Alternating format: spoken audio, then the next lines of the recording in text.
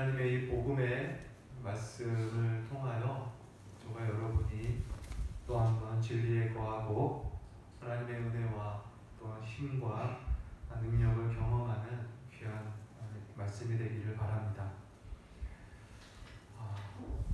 참 오늘 15절 이 한 절의 말씀이 오늘 설교에 또 서론이 될 수 있을 것 같습니다. 15절 말씀 무엇입니까? 그런즉 어찌하리요 우리가 법 아래 있지 아니하고 은혜 아래 있으니 죄를 지으리요. 이런 질문으로 시작됩니다. 여러분, 이 말이 무슨 말입니까? 그래, 우리가 이제 죄의 지배에서 벗어나고 은혜의 지배 아래 들어갔으니 이제 죄를 지어도 무방한 것 아닌가 라는 이러한 생각을 이야기하는 것입니다.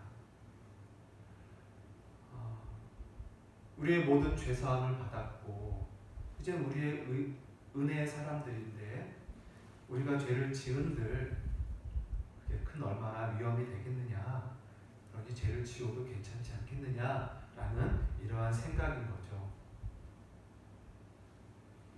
여러분, 이 생각 어떻게 느끼십니까? 당연히 어리석은 소리다, 미련한 소리다라고 우리는 그러한 생각을 또 그러한 대답을 아마 하실 것입니다. 그런데 오늘 이 말씀이 한 절의 말씀은 기독교를 반박하고 복음을 이해하지 못하는 세상의 소리가 아닙니다.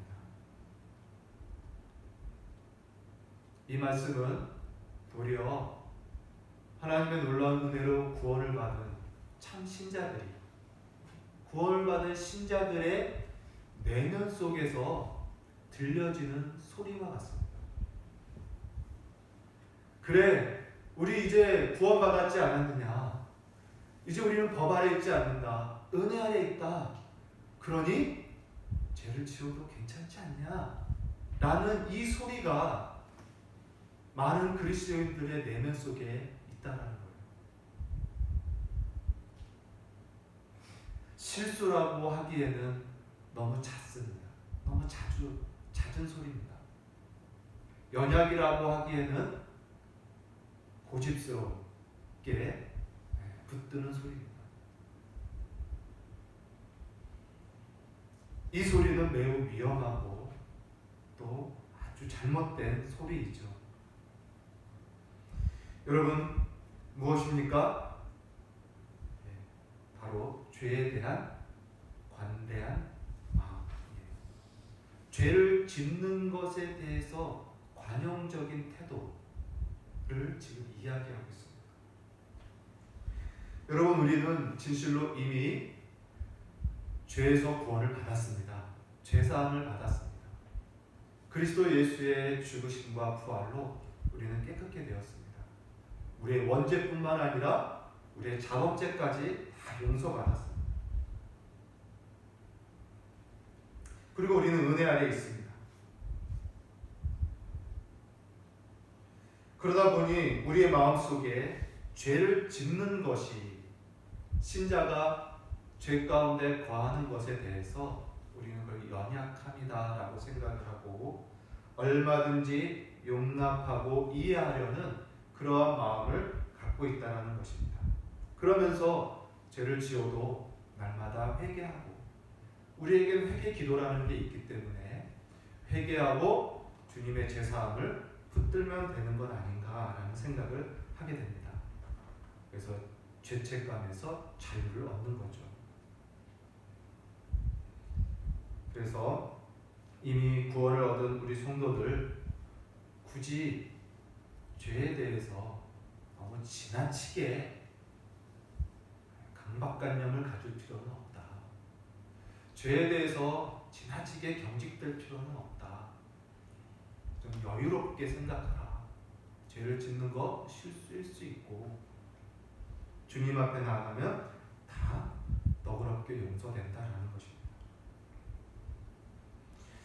죄에 대한 이러한 너그러운 마음, 이 소리가 오늘 저와 여러분 많은 신자들의 내면에서 들리는 소리입니다. 사랑하는 성도 여러분, 맞습니다. 우리는 진실로 원죄뿐만 아니라 우리의 모든 인생의 죄악을 예수 그리스도의 보혈로 깨끗함을 받았습니다. 진실로 우리는 의로운 사람이 되었습니다. 우리 안에 새 사람의 형상이 있고요. 우리 안에 새 생명이 있습니다. 우리는 구원받은 신자요 하나님의 자녀입니다. 예수 그리스도의 아름다운 형상을 이룰 수 있는 성령이 우리 안에 계십니다. 진실로 우리는 자유한 자입니다. 그러니 여러분, 어떻게 해야 할까요?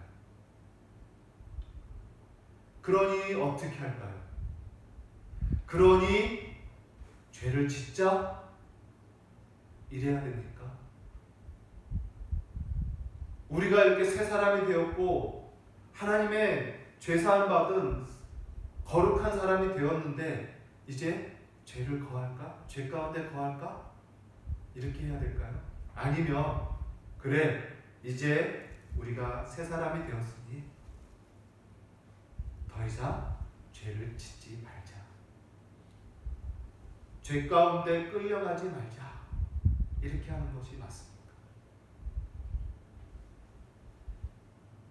오늘 15절에 이 소리에 이 가슴 아픈 이 신자들의 이 태도에 성경은 명확하고 분명하게 말씀합니다. 뭐라고 말합니까? 죄를 지으려? 그럴 수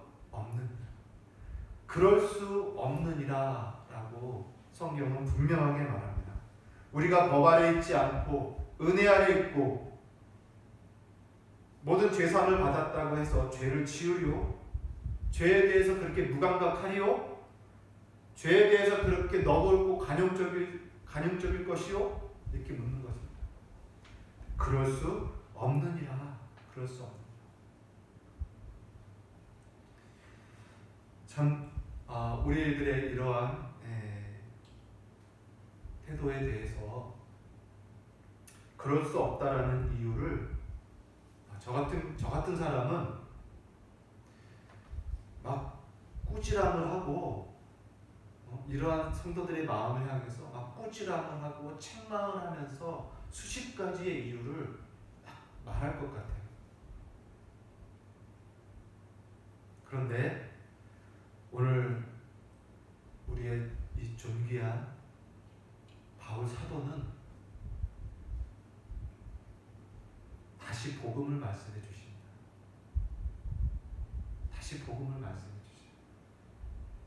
하나님의 은혜를 다시 한번 그 가운데서 또 자비롭게 사랑으로 다시 한번 그 은혜를 상기시켜 줍니다.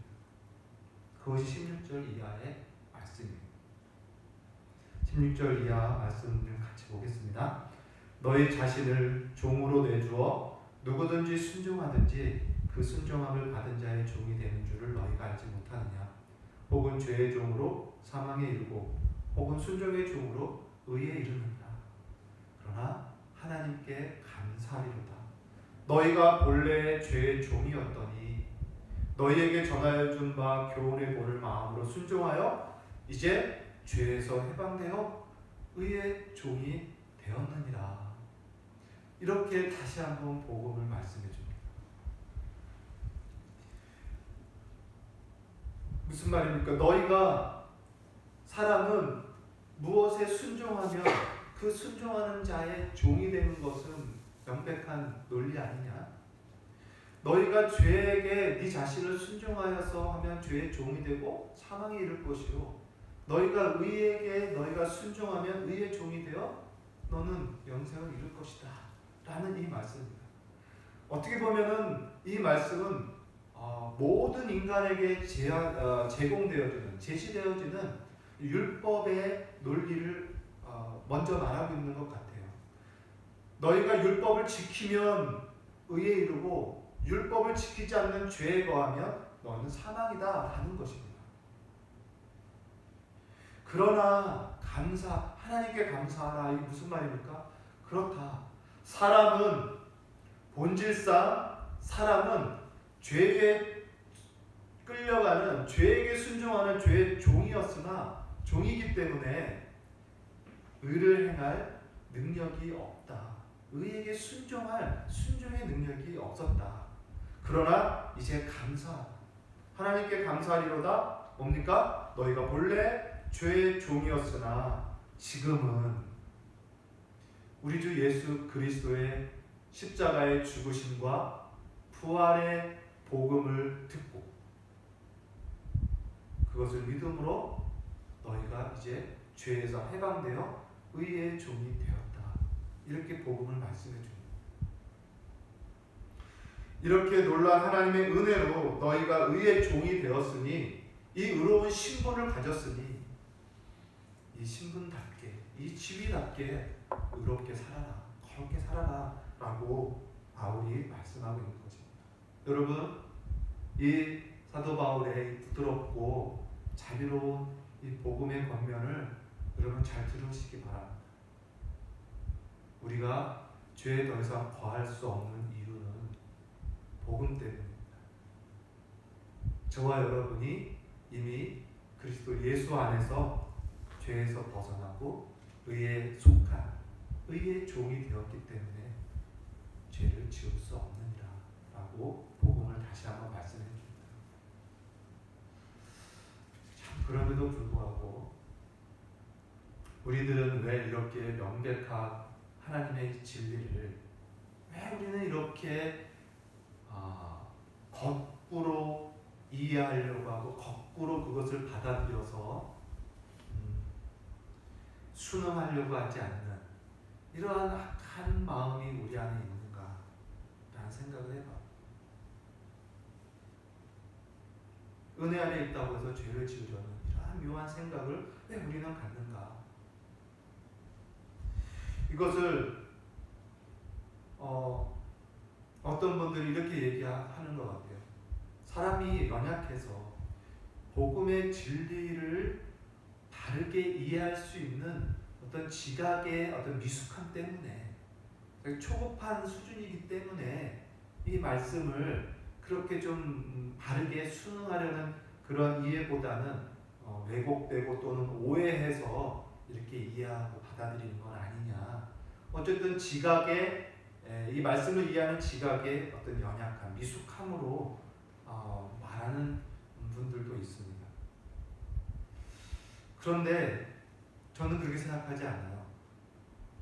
이 말씀을, 복음의 말씀을 잘 깨닫지 못하는 미숙함이 아니라, 지각의 문제가 아니라 하나님의 말씀을 그대로 순종하려는 그런 순전한 마음이 없거나 또는 부족한 탓이라고 생각을 해요. 진리를 그대로 순종하려는 이 마음, 이 순전한 마음이 부족합니다. 다시 말하면 하나님의 말씀을 순종이 아닌 거스르고 싶은 이 불순종의 마음이 우리들 안에 아직 남아있다는 거예요. 그래서 하나님의 말씀을 명백하게 알매도 불구하고 그대로 순응하기보다 왜곡하고 싶고 그걸 변질해서 이해하고 싶고, 그래서 따르기보다는 거역하고 또는 핑계대고 하고 싶은 마음이 생기는 거예요. 너무나 안타까운 거죠. 그래서 오늘 말씀에 사도 바울은 이러한 우리 신자들의 또는 세상 사람들의 이 잘못된 이 내면의 소리에 대해서 복음을 통하여 다시 한번 확신과 믿음 또는 능력에 이걸 해결할 수 있는 비밀한 말씀을 해주십니다. 그것을 어떻게 이해할 수 있냐면, 그것이 무엇이냐면 바로 오늘 본문에 쭉 나와 있는 단어를 통해서 이해할 수 있습니다. 그것이 뭐냐면 바로 순종이라는 단어입니다. 순종. 자, 순종이라는 단어를 우리 한번 보겠습니다. 16절 이하의 말씀을 우리가 다시 볼 때 거기에 누구에게 순종하든지라는 말씀이 있어요. 순종. 그리고 순종을 받은 자의 종이 된다라는 말씀이 있고, 또 순종의 종이라는 표현도 있습니다. 17절도 너희가 너희에게 전하여 준 바 교훈의 본을 마음으로 순종하여, 이렇게 말씀이 나오죠. 즉 지금 사도 바울이 15절의 그 소리의 문제는 무엇이냐를 이야기해주고 있는 겁니다. 그게 뭐냐면 이 15절의 문제는 복음을 제대로 이해하지 못하는 지각의 문제가 아니라 뭐의 문제다? 순종의 문제다라는 겁니다. 순종의 문제. 다시 말하면 우리의 마음의 태도 또는 우리의 의지의 문제라는 것을 겸하여 이야기해주고 있습니다. 우리의 문제는 여러분, 성도들의 문제는 무지의 문제가 아닙니다. 말씀을 몰라서가 문제가 아닙니다. 우리의 문제는 뭡니까? 오늘날 그리스도인의 문제는 뭡니까? 순종의 문제입니다. 순종. 우리의 의지를 발동하지 않는, 우리의 몸을 쳐서 복종하지 않는 이 순종의 문제라는 것을 여러분, 우리는 깊이 생각해야 됩니다. 17절에도 이렇게 말씀합니다. 우리 사람들이 의의 종이 되는, 어떻게 의의 종이 되었는가를 말씀해 주는데, 그것은 교훈의 본을 마음으로 순종하여, 이렇게 말씀합니다. 교훈의 본을 마음으로 순종하여. 교훈의 본이 무엇입니까? 교훈의 본, 그리스도의 복음의 모든 걸 말해요. 그리스도의 복음에서 복음이 제시하는 그 진리의 모든 폭을 말합니다.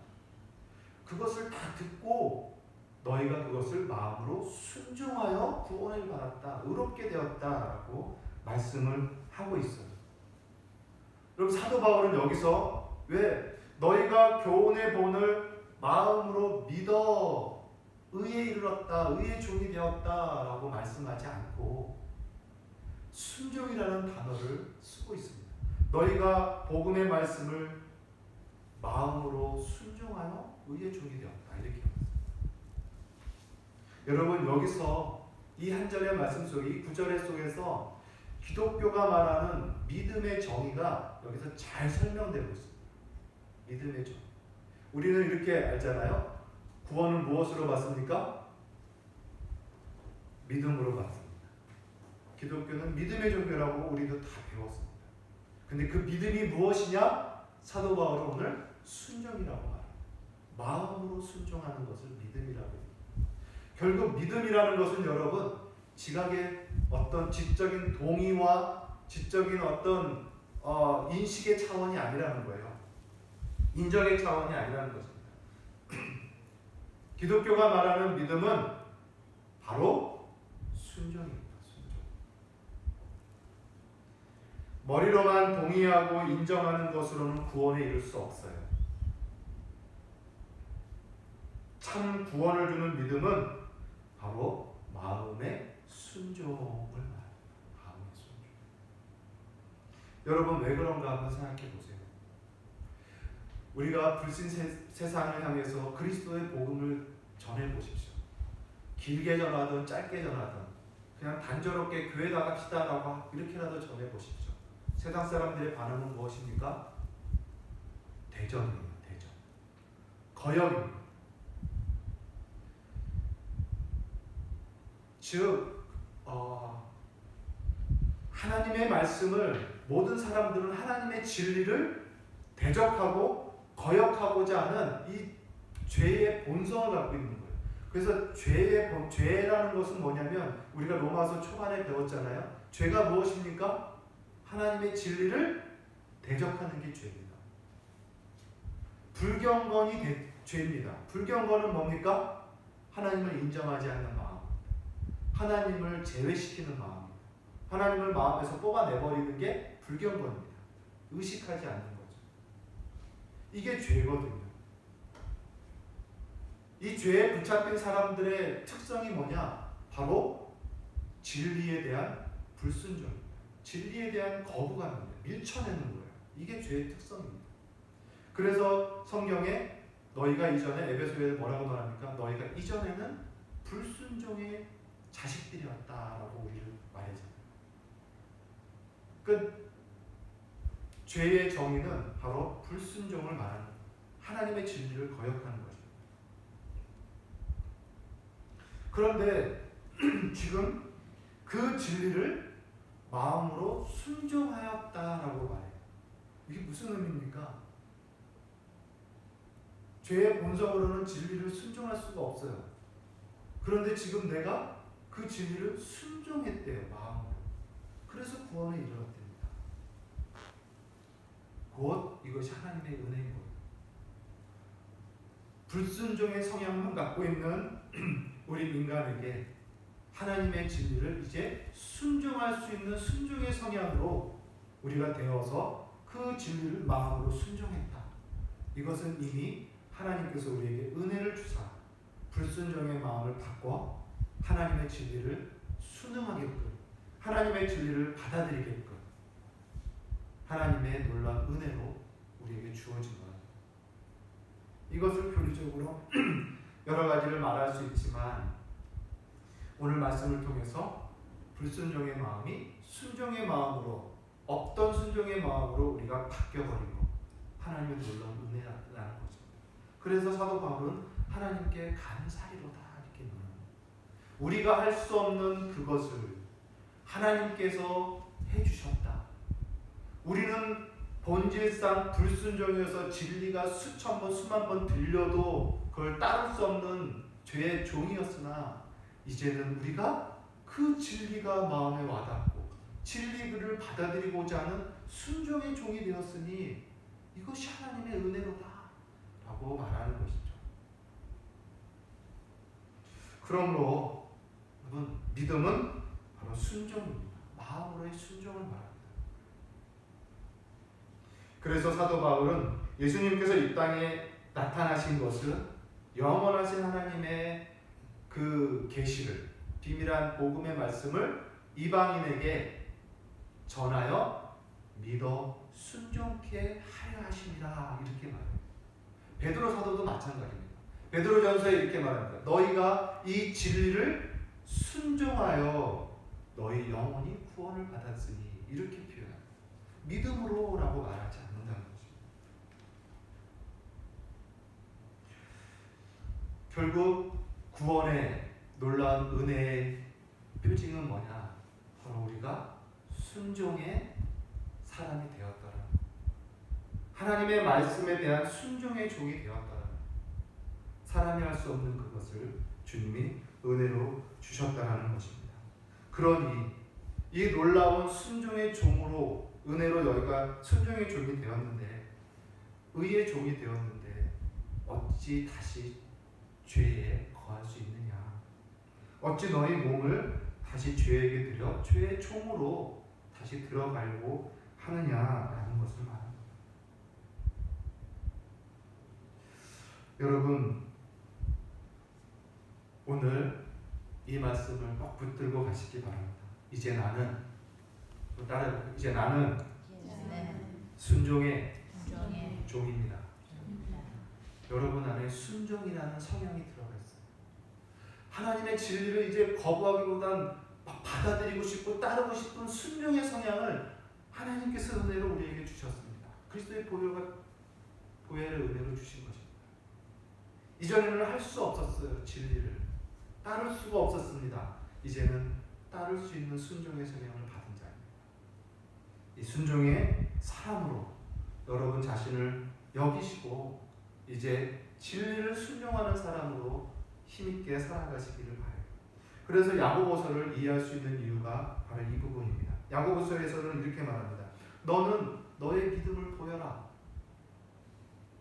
나는 내 믿음을 너에게 보여주리라. 행함 없는 믿음을 나에게 보여봐라. 나는 행함으로 내 믿음을 너희에게 보여주겠다. 이렇게 말씀해요. 그래서 행함이 없는 믿음은 그 자체가 죽은 것이요. 그래서 이로 보건대 사람이 행함으로 의롭다함을 받고 믿음으로만 아니니라 이렇게까지 나왔습니다. 여기서 말하는 행함이 뭡니까? 순종을 말해요. 순종. 그래서 다시 말씀해 볼게요. 너의 믿음을 보이라. 나는 순종으로 내 믿음을 너에게 보이리라. 순종이 없는 믿음은 그 자체가 죽은 것이라. 이로 보건대 사람이 순종으로 의롭다 하심을 받고 믿음으로만이 아니라, 다시 말하면 순종과 별개된 머리로서 지적으로 인정하고 지적으로나 동의하는 그러한 수준의 믿음을 말하는 거겠죠. 그것으로는 의롭다함을 얻을 수 없다는 겁니다. 여러분, 기독교 믿음은 순종의 마음을 갖는 것을 말해요. 오늘 사도 바울이 말하고 싶은 것은 이겁니다. 그리스도의 은혜로, 하나님의 전적인 불가항력적인 은혜로 저와 여러분이 할 수 없는 이 순종의 사랑을 은혜로 거저 받았습니다.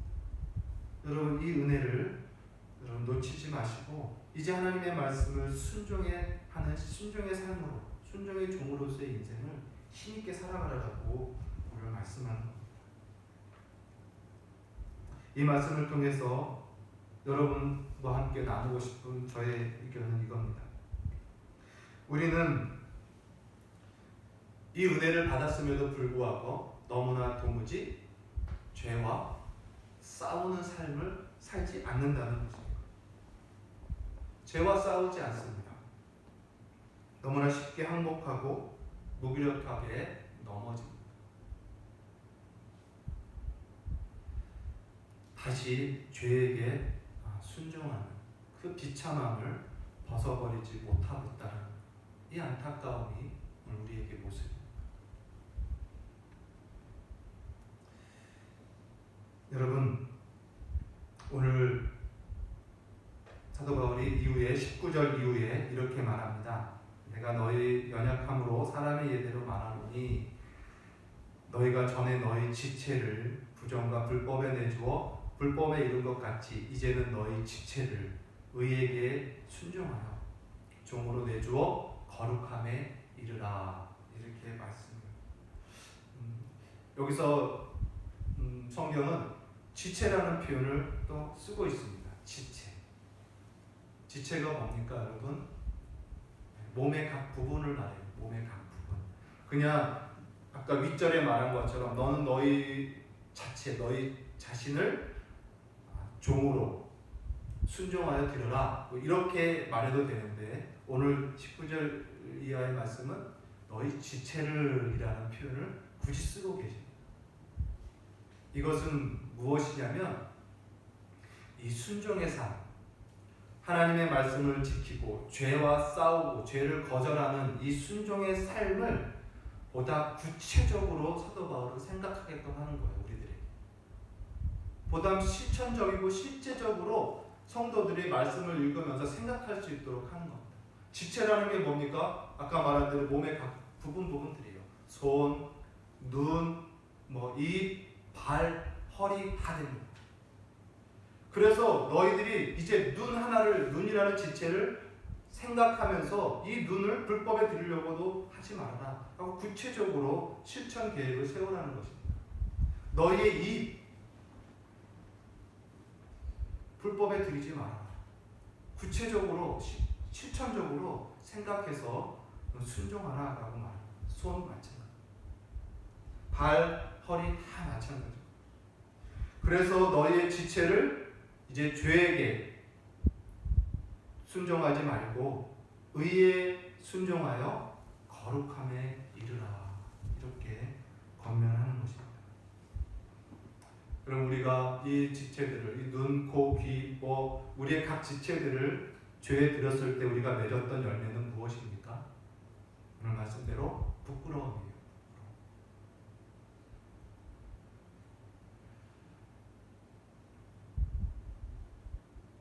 부끄러움을 우리가 늘 열매를 맺었음에도 불구하고 생각하기에도 부끄러운 이것들을 우리가 열매로 맺어왔던 우리의 이전의 모습이 있었음에도 불구하고 우리가 여전히 죄 가운데 거하고 있다는 것, 참 이것이 우리에게 정말 슬픈 이야기입니다.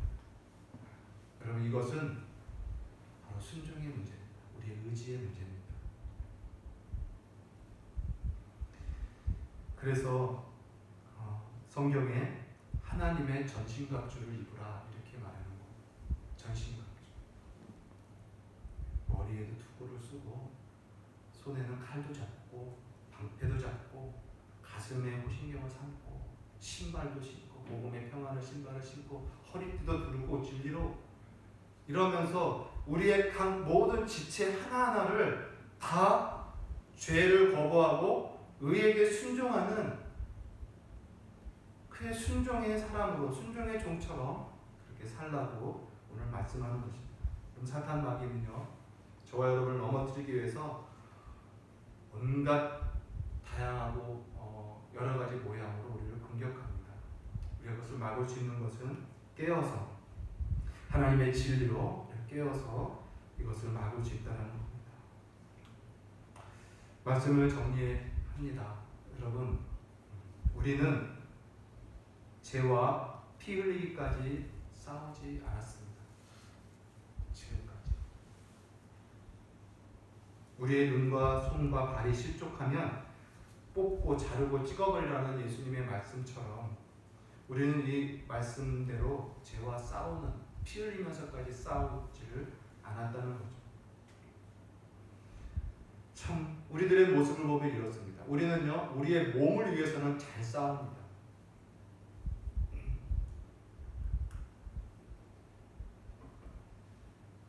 우리의 몸을 위해서 이 죽을 몸 언젠가 죽을 이 몸을 위해서는 잘 싸워요. 이 몸이 조금 누군가가 내 몸을 조금만 불편하게 해도 싸웁니다. 나를 쳐다보는 표정 때문에 싸워. 말투 때문에 싸워. 나를 바라보는 눈빛이 불쾌하다고 싸워. 나에게 친절하지 않다고 해서 우리는 싸워요. 내 몸을 위해서는 피를 흘리면서까지 싸웁니다. 요즘에 마스크를 잠깐 깜빡하고 안 쓰면 사람들이 쫙 쳐다보잖아요. 자기의 건강을 위해서 온 힘을 다해서 싸웁니다. 그런데 곧 죽을 몸을 위해서 이렇게 피 흘리며 싸우면서 영원히 하나님 앞에 영원히 살 나의 이 영혼, 나의 이 인격, 하나님과 영원히 동행할 사라지지 않는 이 영혼을 위해서는 조금도 싸우지 않아요. 너무나 싸우지 않습니다. 오히려 먼저 항복기를 들고 먼저 들어가는 그러한 모습들을 이 싸움에 너무나 나태하고 게으르고 스스로 포기해버리는 삶을 사는 것입니다. 여러분, 예수님께서는 이렇게 말씀하셨습니다. 나는 사람을 외모로 판단하지 않는다. 그러니 너희들도 외모로 사람을 판단하지 말아라. 분명히 말씀하셨어요. 그런데 이 말씀과 같이 또한 명백하게 하신 말씀이 있어요. 그게 뭐냐면 나는 외모로 사람을 판단하지 아니하나 나는 열매로 알리라. 그들의 열매로 그들을 알리라라고 분명하게 말씀하셨어요. 좋은 나무가 나쁜 열매를 맺을 수가 없고 못된 나무가 좋은 열매를 맺을 수가 없다. 나쁜 열매 맺는 좋은 나무가 있을 수가 없고 좋은 열매 맺는 나쁜 나무라는 건 존재하지 않는다. 그래서 나는 열매로 그들을 알리라 이렇게 말씀하죠. 세례 요한도 마찬가지입니다. 세례 요한도 회개 세례를 베풀 때 회개 세례를 받겠다라고 수많은 군중들이 몰려옵니다. 그들을 보면서 세례 요한이 이렇게 말합니다. 너희들 세례 회개를 받았으면 회개에 합당한 열매를 맺어라. 이렇게 가르쳐. 회개의 세례를 받았으면 그 회개에 합당한 열매를 내라. 이것이 사도 세례 요한의 메시지입니다. 이사야서에도 마찬가지입니다. 이사야서 5장 말씀을 제가 읽어드리겠습니다. 여호와께서 내가 땅을 파서 돌을 제하고 극상품 포도나무를 심었도다. 그 가운데 망대를 세웠고 그 안에 슬프를 팠도다. 그래서 좋은 포도 맺기를 바랐도다. 그런데 그들이 들포도를 맺었도다. 이렇게 기록이 되어 있습니다. 여호와의 포도원은 이스라엘 족속이요 그가 기뻐하는 나무는 유다 사람이라.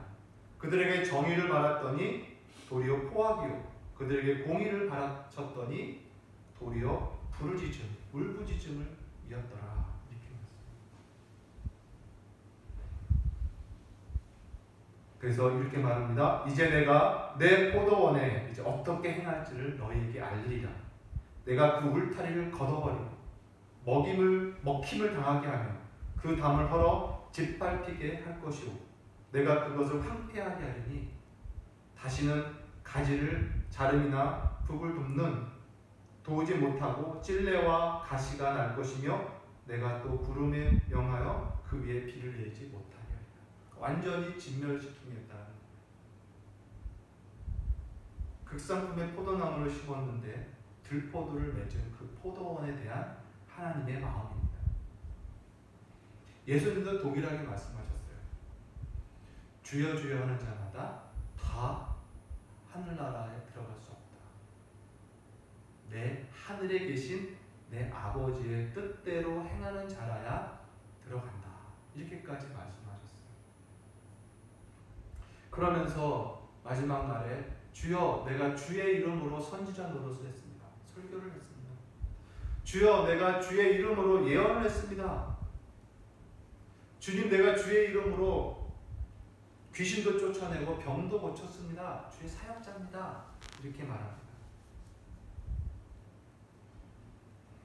그런데 예수님 뭐라고 말씀합니까? 내가 너희를 알지 못한다.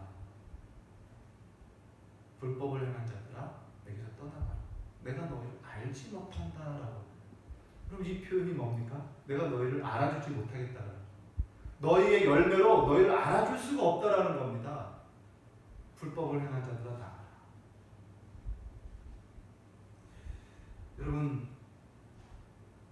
오늘 15절의 이 소리가 우리에게 남아있어서는 안 됩니다. 우리는 싸워야 됩니다. 이 소리를 거부하고 진리의 의의 종답게 죄와 싸워 죄를 이기고 승리하는 그러한 삶을 살아야 됩니다. 결국 우리의 행하는 모습을 보고 내 주인이 누구인지를 사람들이 알게 되는 거예요. 말로 내가 하는 말로 저 사람은 누구의 종이구나 말하지 않습니다. 내 행위를 보고 저 사람이 누구의 종이구나, 저 사람의 주인이 누구구나라고 판단한다는 것입니다. 오늘 말씀을 통해서 저와 여러분이 오늘 설교의 제목대로 이제 아름다운 이 거룩함을 이루어가는 그런 성도의 그런 다짐과 결심이 있기를 바라요. 사도 바울이 그렇게 길게 로마서 1장부터 지금까지 쭉 길게 또는 똑같은 말씀을 계속 반복하면서 하는 것 같은 이러한 말씀을 오랫동안 한 이유가 뭐냐? 바로 이겁니다. 그러니 거룩을 이루라. 이것을 말씀하고 싶어서 계속 똑같은 말을 또 하고 하시는 것. 신자가 추구해야 할 한 가지의 목표. 그걸 가르쳐주고 싶은 결국 뭡니까? 거룩입니다. 거룩. 신자들이여 너희는 그리스도와 연합한 자가 되었다. 신자들이여 너희는 그리스도와 함께 죽고 그와 함께 살아났다. 너희는 이제 죄에서 해방되었고 의의 지배 아래 은혜의 지배 아래 놓인 존귀한 자다. 더 이상 죄의 노예가 아니요 의의 종이요 순종의 사람이다. 그러니 이 능력과 지위와 신분을 가진 자로서 그러니 거룩을 이루자. 이것을 가르쳐주는 거예요. 여러분 우리들의 신자들의 비전은 다른 게 아닙니다. 여기 청년들도 많은데 비전이라는 게 청년들만 있는 건 아니죠. 근데 특별히 잘 어울리게 해서 말씀하는데, 여러분, 여러분의 인생의 비전이 뭡니까? 여러분의 비전은 다른 거 아니에요. 거룩입니다. 하나님을 닮는 것. 그리스도의 형상을 내가 충만히 이루어내는 게 내 삶의 유일한 비전이요, 나의 소원이 되는 거예요. 이게 신자의 유일한 비전이고 꿈입니다. 하나님의 형상을 이루는 것. 거룩은 하나님의 성품입니다. 예, 깨끗하고 구별된 것입니다. 아름다움입니다. 세상에서 찾아볼 수 없는 구별된 그런 순결함입니다. 이러한 것들을 맺어가는 그러한 성도 되시기를 바랍니다. 이걸 위하여 우리 안에 성령이 계십니다. 거룩한 영이신 성령이 계십니다. 성령께서 우리를 이 꿈과 비전을 온전히 이루어질 수 있도록 우리와 함께 하시고 역사하시고 우리를 인도하실 것입니다. 그러니 성령의 순종함, 하나님의 진리에 순종함, 죄를 거절하고 거부하고 벗어나는 그러한 신자의 모습을 여러분 간절히 받기를 바랍니다. 말씀이 길지만 한 가지만 더 말씀드리고 마칩니다. 그러기 위해서 갖춰야 할 것이 하나 있습니다. 그게 뭐냐? 율법을 부지런히 배우세요. 하나님의 말씀을 부지런히 배우세요. 율법의 유익이 뭐라고 했습니까, 여러분? 율법, 죄를 죄로 드러내는. 율법의 기능은, 율법의 유익은 죄를 죄로 드러내는 것. 여러분, 우리가 거룩한 종이 되었습니다. 우리 안에 거룩한 형상이 새 사람으로 이루어졌습니다. 이것을 온전히 충만하게 이루기 위해서는 여러분, 우리의 죄를 죄로 드러내고 있는 율법을 사모해야 돼요. 하나님의 말씀을 깊이 배우고 배워서 그 율법을 통하여 우리의 죄를 발견해야 돼요. 그렇지 아니하면 우리는 더 온전한 거룩을 이루지 못해요. 그래서 성경은 이렇게 말합니다. 이제 그리스도 예수 안에서 율법은 더 이상 무거운 것이 아니요 우리에게 쉽고 가벼움이라, 이렇게 가르쳐요. 왜 쉽고 가벼울까요? 이전에는요, 율법 하나님의 말씀을 지킬 수 없었어요. 불순종의 성향밖에 없었기 때문입니다. 근데 지금은 하나님의 은혜로 우리는 순종의 성향을 가졌기에 하나님의 말씀이 이제 쉽고 가벼워. 그러니 힘있게 순종하고 힘있게 따라가라, 이렇게 가르치는 거죠. 그래서 여러분, 우리가 더 순결하고 더 깨끗하고 더 의롭게 되기 위해서는요, 율법의 말씀을 부지런히 배우세요. 겉만 대충 청소하면 깨끗하지 않습니다. 구석구석 찾아내고 더러운 걸 뽑아내면서 발견해서 치워야 깨끗한 사람이 됩니다.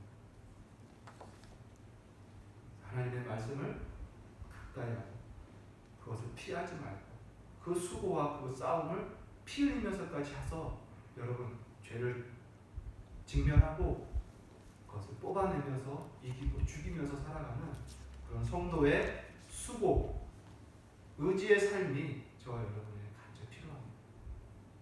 이러한 삶을 사는 귀한 성도 되시기를 주의 이름으로 축복합니다. 기도하겠습니다. 하나님 아버지, 은혜와 사랑 감사합니다. 하나님의 말씀을 통해서 복음과 함께 우리가 실족할 수 있는 우리의 미련함과 우리 어리석음의 말씀을 또한 보았습니다. 하나님, 이제 우리가 복음 안에 굳게 서서 의의 종이요 순종의 사람인 것을 확신하며 기쁨으로 서서 이제 죄를 이기고 그럴 수 없느니라 말씀을 붙잡으면서 주의 말씀을 순종하고 거룩하며 순결함을 이루어가는 아름다운 주의 종들 다 될 수 있도록 주여 은혜를 베풀어 주시옵소서. 예수님의 이름으로 감사하며 기도합니다.